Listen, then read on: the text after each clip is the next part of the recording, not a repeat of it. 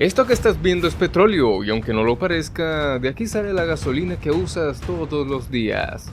Pero hay un problema, la gasolina no existe dentro del petróleo, entonces, ¿cómo la crean? Cada día, en distintas partes del planeta se extraen más de 100 millones de barriles de petróleo, una cifra difícil de imaginar si la llevamos a algo cotidiano. Sería como llenar millones de piscinas gigantes diariamente con un líquido que luego viajará miles de kilómetros.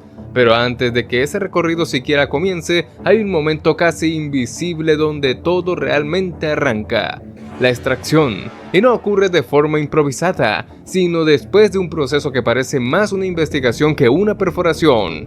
Equipos enteros analizan el subsuelo analizando ondas sísmicas, como si escucharan lo que hay debajo de la tierra, interpretando vibraciones para detectar dónde podría estar atrapado el petróleo, una especie de mapa invisible que guía el siguiente paso, porque perforar sin precisión sería como intentar encontrar algo en la oscuridad total sin saber dónde mirar.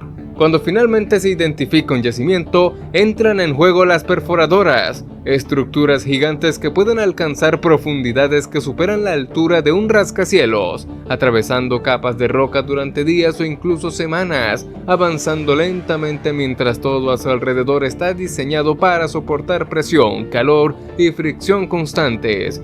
Y acá aparece un detalle que cambia la imagen que uno tiene de ese proceso. No siempre el petróleo sale disparado como vemos en las películas de Hollywood. A veces la presión natural del subsuelo lo empuja hacia arriba, pero en muchos casos se necesitan bombas mecánicas que lo extraen de forma constante, como si el suelo respirara lentamente a través de ellas, subiendo ese líquido espeso y oscuro que todavía está muy lejos de parecerse a la gasolina. Y aunque todo esto suena a pura fuerza bruta, en realidad está lleno de control, válvulas que regulan la presión, sensores que monitorean cada cambio, sistemas de seguridad diseñados para evitar fugas o accidentes, porque en este punto, cualquier error no solo es costoso, sino también peligroso. Y una vez que el petróleo llega a la superficie, no se usa directamente, se almacena, se estabiliza y se prepara para el siguiente paso. ¿Qué es el transporte? Porque ese mismo líquido que estuvo atrapado durante millones de años ahora empieza a moverse, cruzando distancias enormes hacia refinerías que funcionan como auténticas fábricas de energía, donde cada etapa del proceso tiene un propósito específico. Casi como si se tratara de una cadena de montaje perfectamente coreografiada, y es ahí, justo en ese punto, donde deja de ser simplemente un recurso extraído y se convierte en materia prima para algo mucho más complejo. Donde aparece la pregunta que guía todo lo que viene después: ¿cómo convierte en una mezcla aparentemente inútil en un combustible eficiente, estable y confiable? Cuando el petróleo llega a la refinería, el ambiente cambia por completo. Aparece una de las estructuras más imponentes de todo el proceso, la torre de destilación, que a simple vista puede parecer solo un cilindro metálico gigante, pero en realidad es una de las herramientas más importantes de la transformación del petróleo. Aunque antes de entrar en ella ocurre algo fundamental que muchas veces se pasa por alto: el calentamiento extremo del crudo, porque este líquido no puede separarse tal como está, necesita ser llevado al límite, calentando a temperaturas superiores a los 350 grados, lo suficiente como para que parte de él se convierta en vapor sin llegar a quemarse. Y en ese momento empieza algo que podríamos comparar con una especie de selección natural térmica, donde cada componente comienza a comportarse de manera diferente según sus propiedades. Dentro de la torre de destilación, la temperatura no es uniforme y ese detalle es clave para entender todo lo que ocurre allí. En la base el calor es intenso, pero a medida que se asciende el ambiente se vuelve más frío y eso permite que cada componente del petróleo se separe según su punto de ebullición. Es como si cada sustancia eligiera en qué piso quedarse. Los gases más ligeros suben hasta la parte superior, mientras que otros compuestos se condensan en distintos niveles intermedios, y entre ellos aparece la gasolina, que se obtiene en una franja específica de la torre. Mientras más abajo se forman productos como el queroseno, el diésel y los aceites, en el fondo quedan los residuos más pesados. Pero la gasolina que se obtiene aquí no está lista para ser utilizada, es inestable, tiene bajo octanaje y carece de las propiedades necesarias para funcionar correctamente en un motor moderno, lo que significa que, a pesar de haberse separado el petróleo, todavía estamos lejos del objetivo final. Y aquí es donde el proceso se vuelve aún más interesante.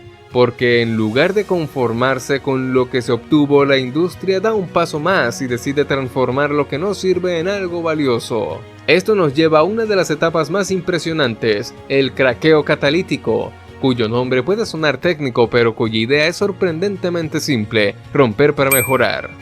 En este punto del proceso, las fracciones más pesadas del petróleo, aquellas que no se convirtieron en gasolina durante la destilación, son sometidas a temperaturas extremas que pueden superar los 450 grados, pero no están solas, porque aquí entran en juego los catalizadores, materiales diseñados para acelerar reacciones químicas sin consumirse.